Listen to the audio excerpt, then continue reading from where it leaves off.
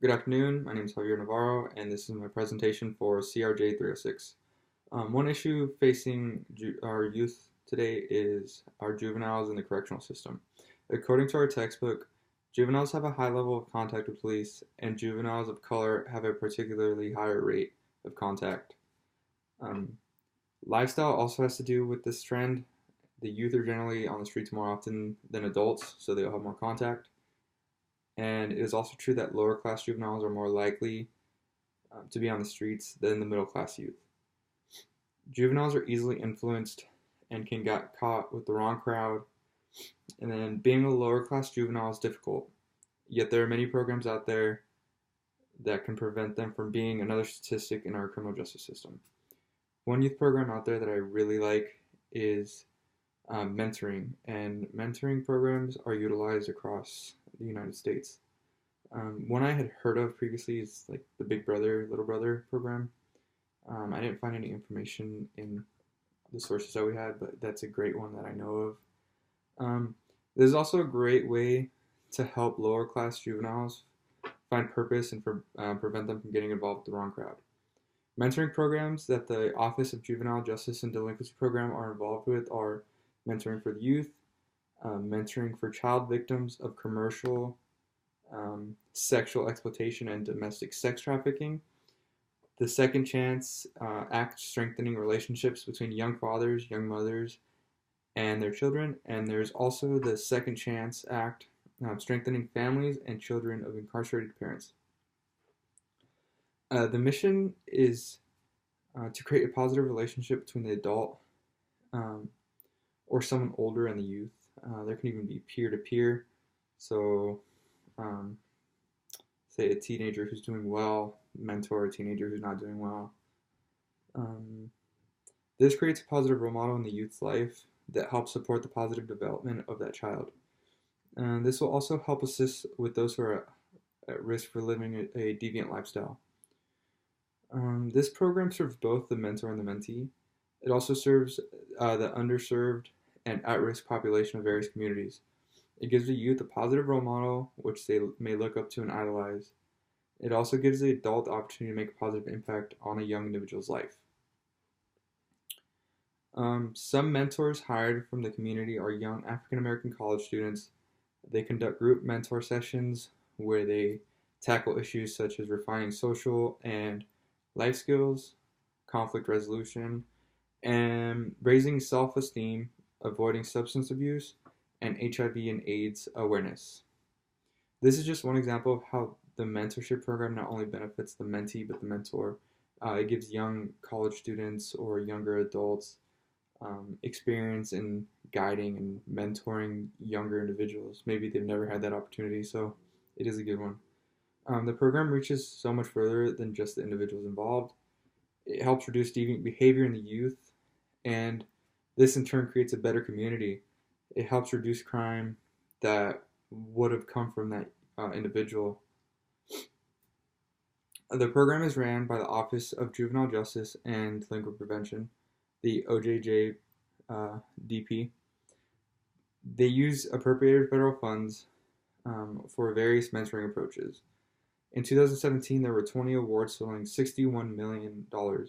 These were all awarded to mentoring opportunities for the youth. The National Mentoring Research Center has a breakdown and reviews various mentorship programs. The ratings are effective, promising, and no effect. Effective means the program has strong evidence that it will achieve its goal, while promising shows evidence of goal achievement. And no effect has evidence that the goal will not be achieved.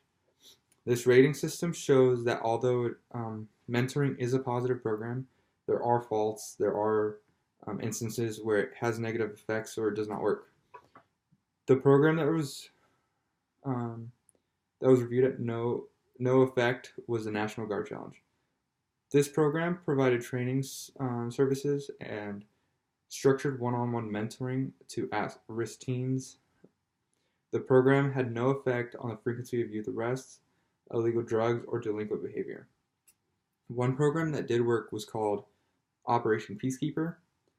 This was a program conducted in Stockton, California to reduce gang involvement and violence among urban youths ranging from 10 to 18 years old. The mentors were youth outreach workers, and the program greatly reduced the monthly number of gun homicides. It was seen that the reduction in homicides in Stockton was associated with this program. Therefore, it became an effective program in the eyes of the National Mentoring Resource Center. How I found my information: I found my information from our textbook, The Color of Justice: Race, Ethnicity, and Crime in America, the OJJDP website. The OJJDP website had several hyperlinks on mentoring. Um, they give various types of information and include several studies and evaluations that have been completed. The National Mentoring Resource Center was a fantastic source for exploring the various mentor programs, and it shows that they've been implemented across the country. There are also articles in Module 4, such as the OJJDP Journal of Juvenile Justice. The conclusion, my conclusion is that from the research I have conducted, I found that the mentorship program across the country is successful and limits the growth of delinquent behavior in our youth. There are even programs that mentor and teach parents who have been incarcerated. This in turn creates new mentors and it helps parents who have no mentorship ability to lead their children down the right path, not make the same mistakes they did. There are some instances where programs show no sign of achieving the goal set out. I honestly have no recommendations for this program except keep trying new things. There are programs that will fail, and then there are those that will take its place and do great. So, as I said, there are instances where programs show no sign of achieving the goal set out. I have no recommendations for reform only because there are so many forms of mentoring programs out there. As with everything, some will fail and some will be successful. What I like to see is when one fails, there's already one ready to take its place and change an at-risk youth's life. There was a study conducted to evaluate the early intervention approach among youth who are at risk of development of a deviant lifestyle.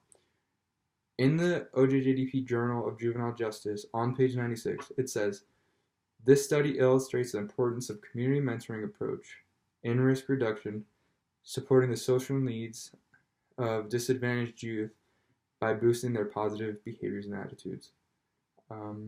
Overall, I feel the mentorship program is great, and I feel that it will continue to do great things. Thank you.